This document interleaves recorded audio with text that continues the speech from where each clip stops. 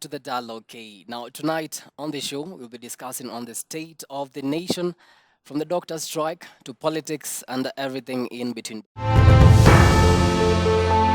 Well, the state of the nation conversation begins right now. And in studio, I'm now joined by the Member of Parliament of Mbeere North, Honorable Geoffrey Ruku. Thank you so much for making time for us. Thank you so much. And former presidential aspirant, Reuben Kigame. Thank you so much, sir, for making time for us. Now, doctors have refused to go to work until the 2017 CBA is fully implemented. President William Ruto told striking doctors that, and I quote, "As a nation, we must agree that we must live within our means. We cannot continue to spend the money we do not have."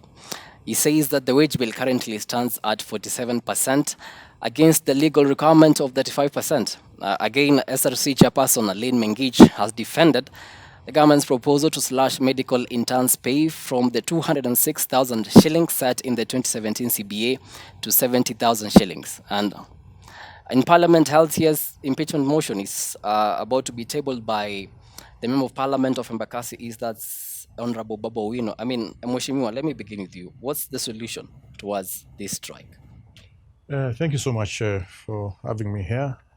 I think one of the things we need to understand, so that we put everything into context, is that health matters is one of the essential services in the Republic of Kenya. Health plus security plus food supply, these are essential services. They are too critical to the well-being of the nation. And therefore, it is important that those who are offering this service or medical service are very pertinent people, very critical team of candor of our society for the survival of our nation. Having said that, it is also important to mention that the health is devolved according to our constitution of the Republic of Kenya. But there are level 6 hospitals which are not devolved. But the level 5 hospitals to level 4 and dispensaries across the nation are devolved, and is a function of county government of the Republic of Kenya. And therefore, the county government have key functions which they are supposed to take care of. One of the function, or among the function they have, is one is budgeting. They should be able to budget the resources properly to ensure the health services are conducted properly within the county. Then also there is planning. They need to do proper planning to ensure the health services are done well as a function. Then another function is provision of emergency medicines. Another function which is very critical and which has made now this situation we are in at the moment is human resource function, which is also part of the county government, human resource, to ensure we have nurses, we have clinical officers, we have dentists, we have pharmacists, we have medical doctors across our medical facilities in our county, in our counties in the Republic of Kenya. Now, the question we should be asking ourselves, are these functions properly handled by our county government? Probably yes and no. There are a few counties, very few counties, county government in Kenya which are taking care of these functions properly. Now, we are talking about strike because of medical officers interns. Remember, a decade ago, Kenya used to have to graduate around maximum 300 doctors. Students used to graduate from our 2 medical schools. At the moment, we have several schools, medical schools, and we are graduating every year about 1,200, 1,500. Now, government has shown some goodwill in terms of provision of a budget to take care of the medical interns. It has set aside 2.4 billion Kenyan shilling for the medical interns to get their letters, and their letters are ready for posting. And we're talking about 1,210 medical interns who are medical officers, dentists, and pharmacists. Now, the bone of contention is that what the government is proposing, 70,000 Kenyan shilling per month, is too little for the medical officers interns, and they have said they are not going to accept it. The argument is that this is money which was being paid during my time in 2002, 2003. But we need to ask ourselves then, how many medical interns did we have? It was about 300. It's a very important role which they play. But yes, they are playing very important role as medical interns in our hospitals. But also they have been misused by the county governments across the country. Honorable Ruku, you say that the government has the goodwill to employ these interns, but there's a 2017 CBA. Yes. And the doctors just want that to be fully implemented. 7 years down the line, Yes. it's yet to be implemented. That's what they want to go, just implement that 2017 CBA. Kenyans last year, a month like this time or the year of June, last year they were up in arms because of finance bill. Remember, we collect money through a finance act, because they're saying we are being taxed huge amount of money, and the government is here saying our coffers are empty. We need money to provide services, to pay for the services provided to the people of the Republic of Kenya. If you look at the people who are saying they need more money, the same people who are saying we are taxed highly and we don't want to pay taxes are the same, those who are supporting this strike are the same who we are almost entering into another finance bill in a few months from now. Will be the same people saying, no, we cannot pay these taxes. We have to be able to balance that. We have to be able to be very honest as Kenyans that we need money to pay for doctors, to pay for security, to pay for teachers, to pay for our roads, to pay for our, all these services provided by the government. That money must come from somewhere. It can come from two sources. One, taxation. Two, borrowing.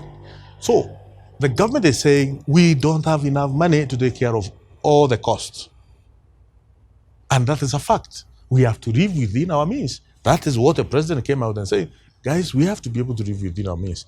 1,210 medical interns are taking 2.4 billion Kenya shilling. Okay. That's a huge amount of money. Remember also, government is on journey to roll out universal health care by 1st of July this month. Right. So this year. So it means we'll be seeing many doctors being absorbed into universal health care so that this program can be properly implemented by the government. Reuben, let me pick your mind on this issue.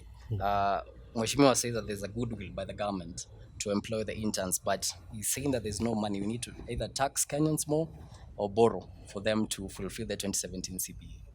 What's your take on that? I completely disagree with every statement that points towards goodwill and or lack of money and a stressed economy and all of that. I'm completely not able to take that. In fact, if you have followed very closely, you know that about 2 weeks ago I joined the doctors on the strike. And I was on the streets with them, asking the government to please honor the CBA and also employ the interns. And I still believe the same. I don't believe, for example, that we have shortage of funds. What we have is a mismanagement of the economy. We have a total set of wrong priorities by this and even the previous governments. And medical services are not a priority to both governments, the last one and this one.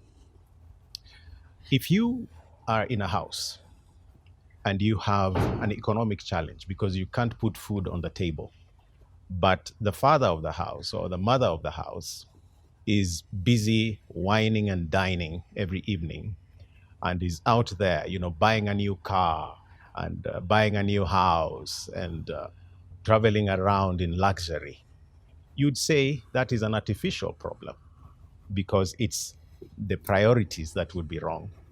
The priorities of this government are wrong. Number one, if the hypocrisy that goes with living within our means was tamed, then we would be able to listen to this government. So, for example, why was it important to renovate State House at this time? Not that it wouldn't be good to renovate. Was State House actually falling? Were we uprooting state? Was it in such a bad state? Why that now? When you look at the lavish lifestyles of most of the leaders in government right now, and people buying property, people buying land, wearing expensive watches, etc., in terms of personal spending, globe trotting with big groups of people. That is not a government that is living within its means. And the executive knows that, Parliament knows that, or should know that, my brother here should know that is not living within our means. We are not living within our means. And so what we need to do is actually show by example that we'll need to live within our means. When we show that from the executive to Parliament, to the judiciary, to everybody, even the private sector, then when you tell people, let us live within our means, they will listen. But secondly, when you give counties, let's say 241 billion in any allocation, and then you see how State House spends on the teas and entertainment and all of these things, you ask, who is fooling who? So as a Kenyan, because Kenya is my business, I was born here, just like our leaders were born here. When we see mismanagement, don't tell me to give you more money. Show me what the money is doing first. Show me how many more hospitals you've built. Show me the difference between Kenya in 2000, Kenya in 2017, and Kenya now. So I don't think people are unwilling to pay taxes. People are against mismanagement of our taxes. And that is what is going on in government. You can take that to the bank. Kigame, you say that you're in the strike, the doctor strike. You joined them actually a few days ago, and there are many Kenyans who are actually suffering. They're wondering now that the doctors are on strike, what is going to happen to us? We have cancer patients, we have actually Kenyans who are taking medication. I said the last government and this one take doctors for granted. Do you remember how many health workers we lost because of the pandemic that was? Yeah. Just because we don't want to prioritize the service providers either. And doctors are Kenyans. The nurses are Kenyans. The clinical workers are Kenyans.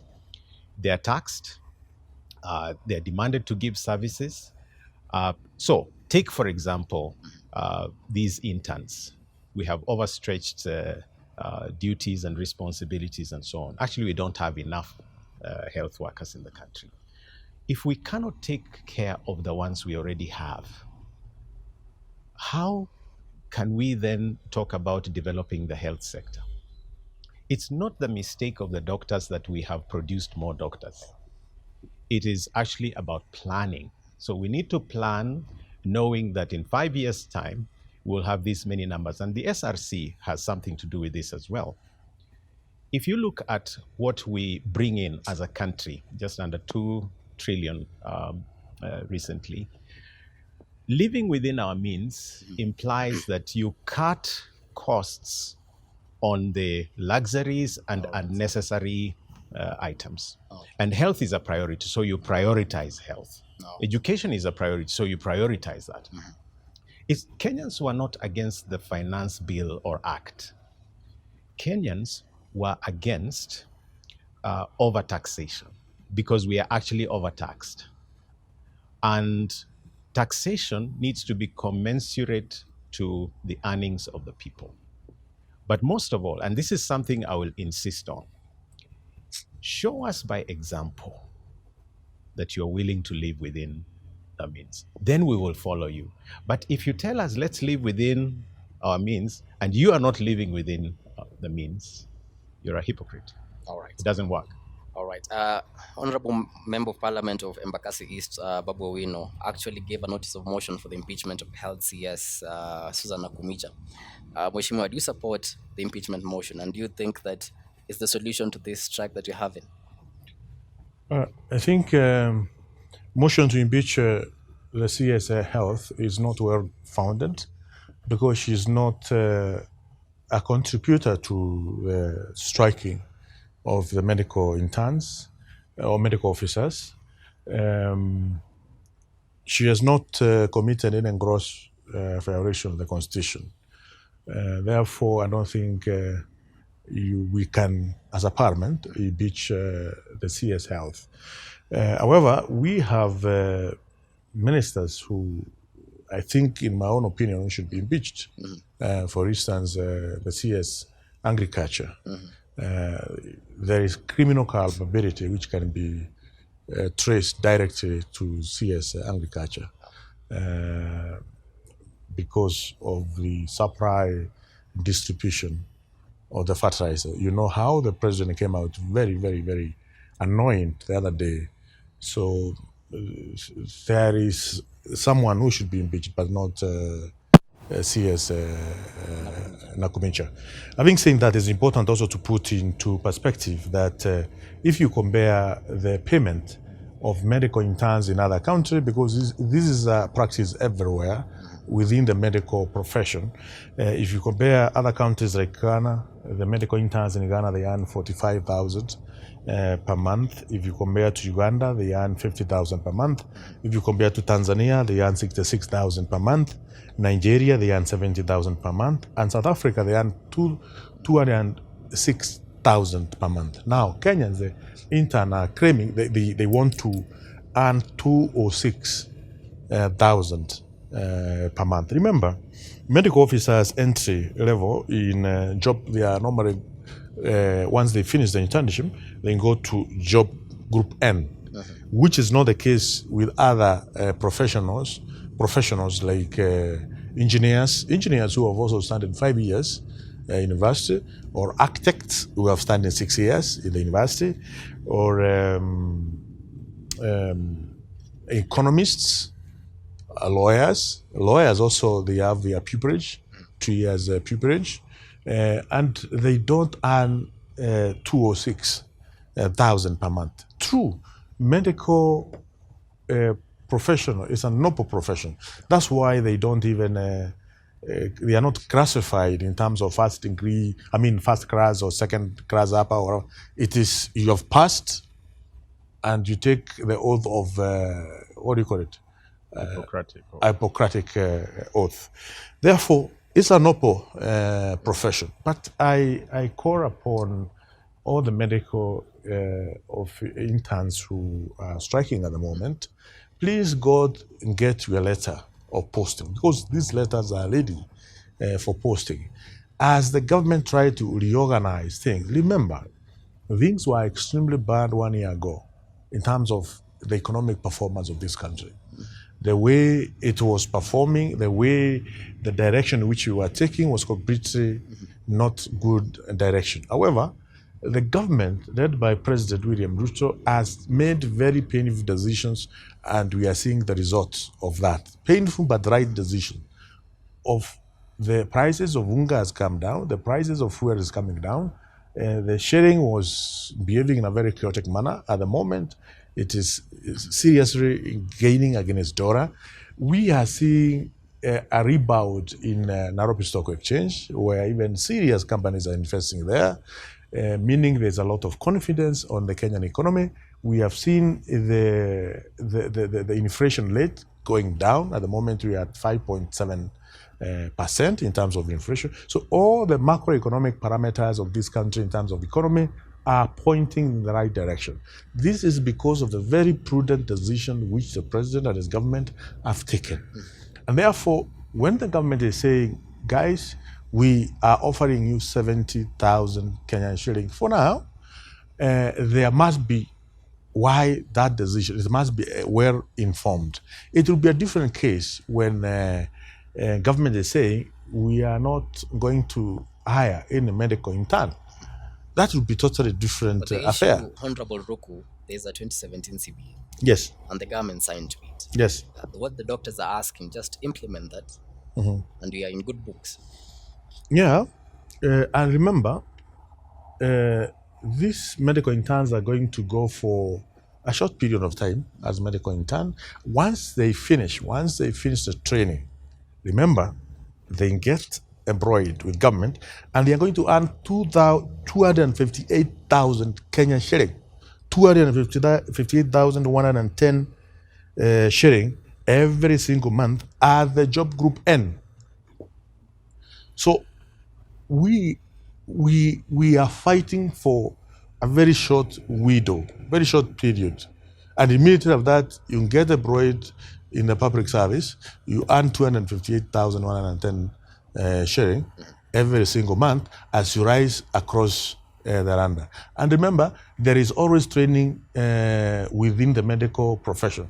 When you are doing your master's, there is training, I'm not sure whether it is called registrars, it's a training, and you have to be supervised by a senior doctor. So there is always training across the practice of the medical profession. So what is the solution now?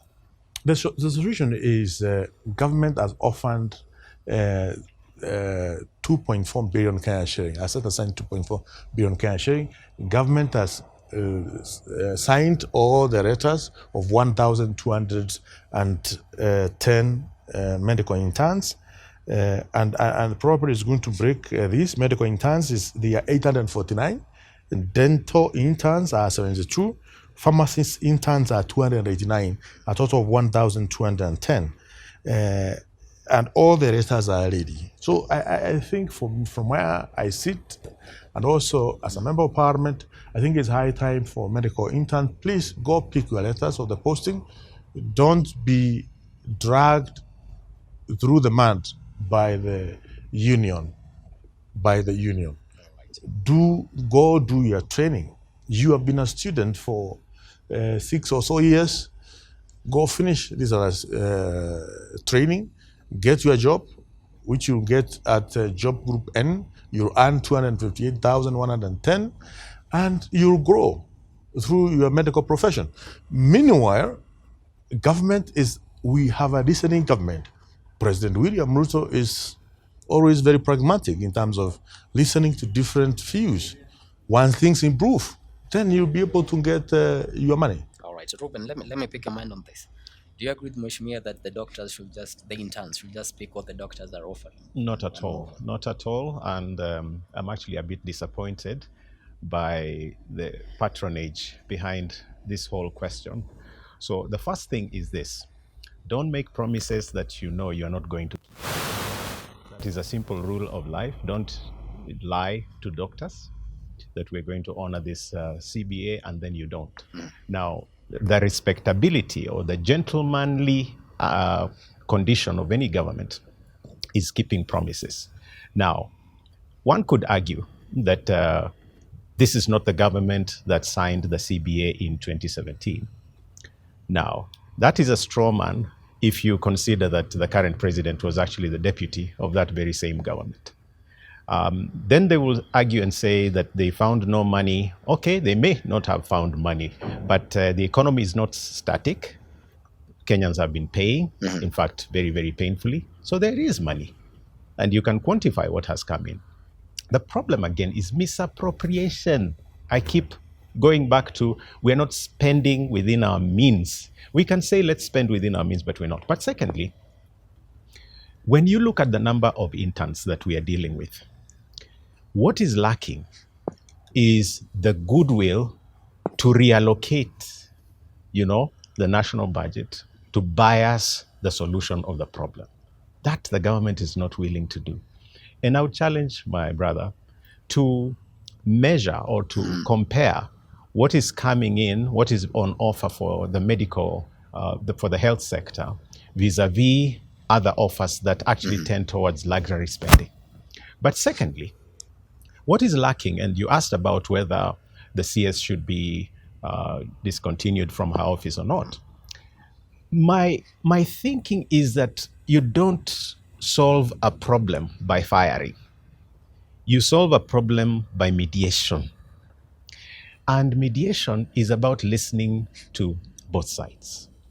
If the CS lacks the capacity to institute a mediation team, maybe Parliament should put together a small team that is, from the different sectors, and let them sit down with government representatives and the doctors.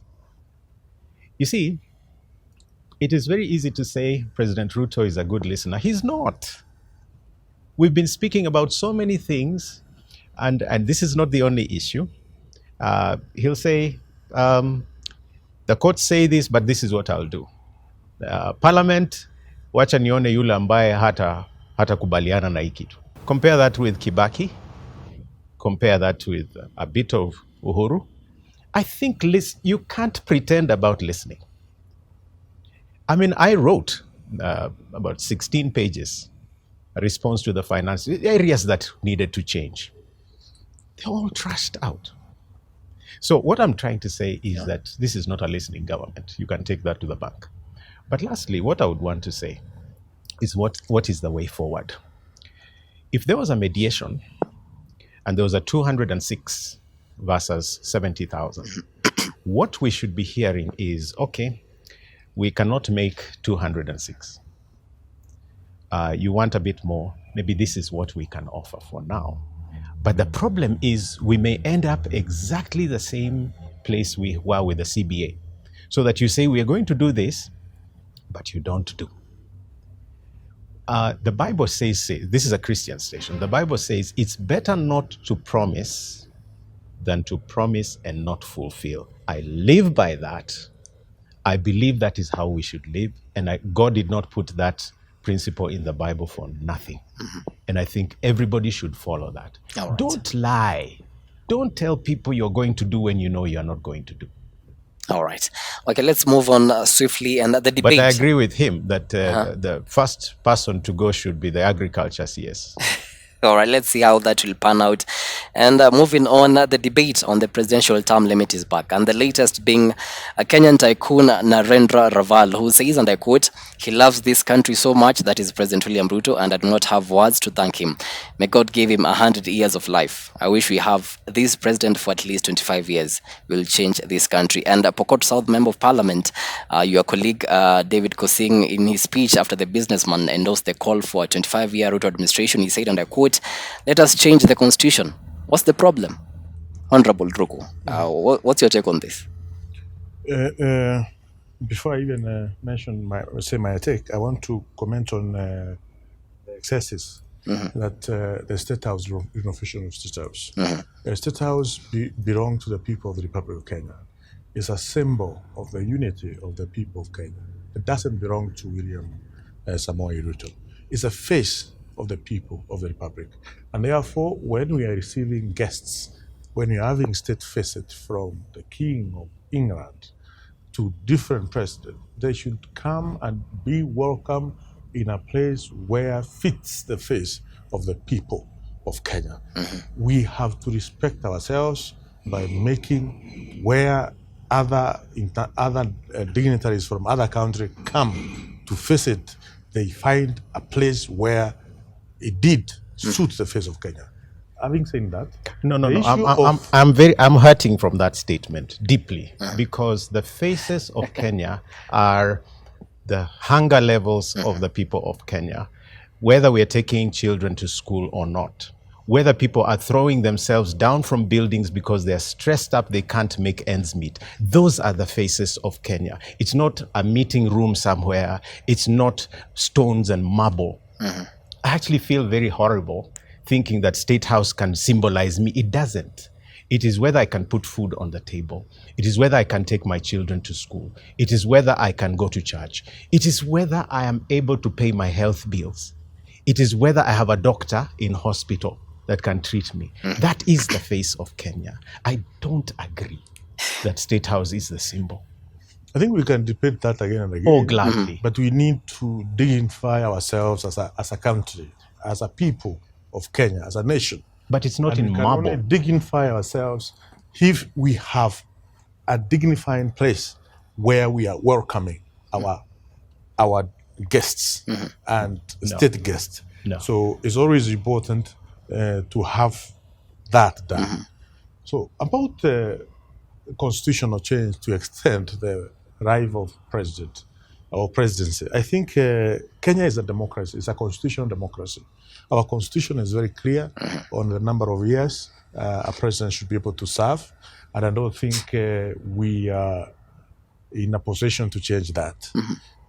And whatever the president they do is a lot of work, and I am sure President William Ruto will not be looking at extension of more than 10 years. Yeah. By the time he will be serving 9 years, he'll be so tired because the kind of work he's doing, he's not sleeping.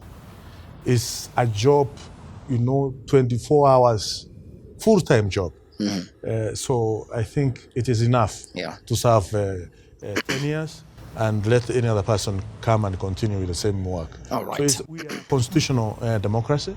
Our constitution is clear. Yes, different people have different opinion to let the president extend the right. No, but I think it's not something which can easily be done by Parliament. All right. Yes.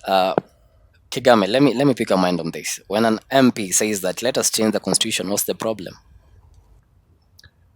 I mean, what does that mean to you as a Kenyan?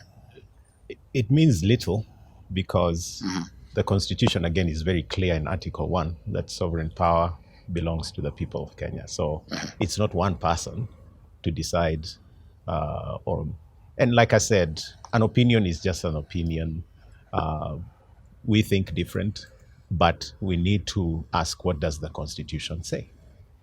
If any change needs to happen in the constitution, it must go back to the people. And if you remember in the BBI discussions, there is something called the basic structure of the constitution. You cannot violate that. All right.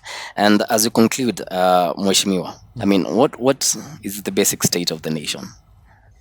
It's very healthy. The state of nation is quite promising, very healthy. We have seen a rebound of Nairobi Stock Exchange. Inflation has come down to 5.7. We have seen prices of commodity coming down from 240, that is 2 kgs of unga, to around 100 shilling at the moment. We have seen prices of fuel coming down. We have seen government managing very well our Kenya shilling against dollar. At the moment, we are around 124, 125 against Kenya shilling, against dollar. And that means it has offloaded about 1.12 trillion Kenya shilling of our debts. So it's a huge, huge boost. All that money will go to different other projects. So we are in the right direction. I would request all the Kenyans to support William Ruto and his decisions. And we'll be in the right place in a couple of, by 2026 December, we'll be talking about a totally different thing. All right. Yeah. Mheshimiwa say that Kenya is in a very healthy state of the nation. Reuben Kigame, what's your take on the state of the nation? I disagree. And not because I want to sound different, but because I live on the ground. They live in ivory towers.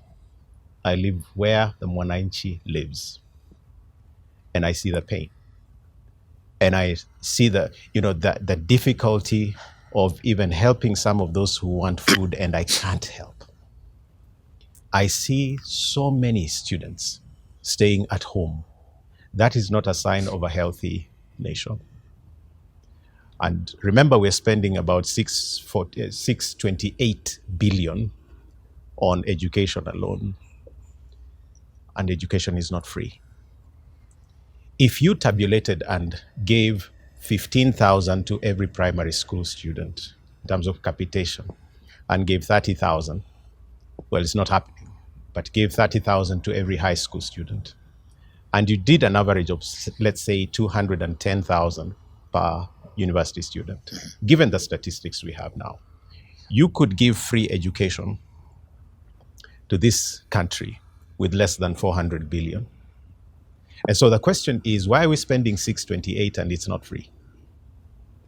But another question is this. When we say that the shilling has improved against the dollar and all of that, what is this improvement pegged on? we're dealing with a debt, the Eurobond that was about to mature, etc., etc. But we are refusing to ask the fundamental question. What is the Eurobond? What was it meant to do? And what did it do?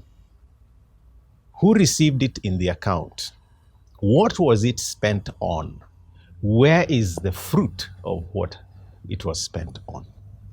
So the payment is not the issue. The balancing of the shilling is not the issue.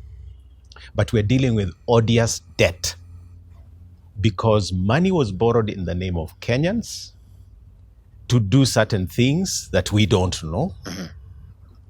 It disappeared. And now Kenyans are paying for it, and there are negotiations around it to borrow more in order to settle what we don't know. And I could go on with many other debts. The debt crisis is artificial, and it is born out of bad governing structures. It's actually evil. And so if you track down, and these are from reports from the Auditor General, you have a lot of debts that were incurred that we don't know what the money did. Now, when you say inflation has come down, inflation is just an economic term. I can float around jargons. I'm a philosopher, so I can do that. But the reflection of the improvement of any economy is that you see happier faces instead of all the suicides, is that you see more children in school, is that you see people able to put food on the table. And when you say, for example, that fuel costs have come down, I don't know if you've ever heard of the principle of 2 steps forward and 1 step back. That is what has happened. Because about 1.5 years ago, we know where fuel prices were. So they shot up. And then you reduce a bit and you say, we've improved. We're not back to where, and I'm not saying that we would be where we were in 2020, but even with the pandemic, we were not where we are. And so I'm saying it's a false improvement so that it gives this icing feeling, a sugar rush kind of solution. That, ilikuwa huko juu, sasa imeshuka kidogo. Ilikuwa hapa. So why isn't it coming at least to here? So I'm basically saying, let's be realistic, and let's be people who love the truth. Let's be people that are not populist. Let us sit down and accept that we have a problem. And the economic problem in Kenya is artificial. Actually, it's a miracle that we survive with all that's going on. So I would say the state of the nation is unhealthy. Unhealthy. Not healthy. All right. We are running out of time, and I guess that's a very good point to end the discussion tonight. You say that the state of the nation is unhealthy, and Mheshimiwa said it is very healthy. I mean, 2 different sides of one coin, but we pray that everything goes well for our nation. I believe everyone is praying for the best.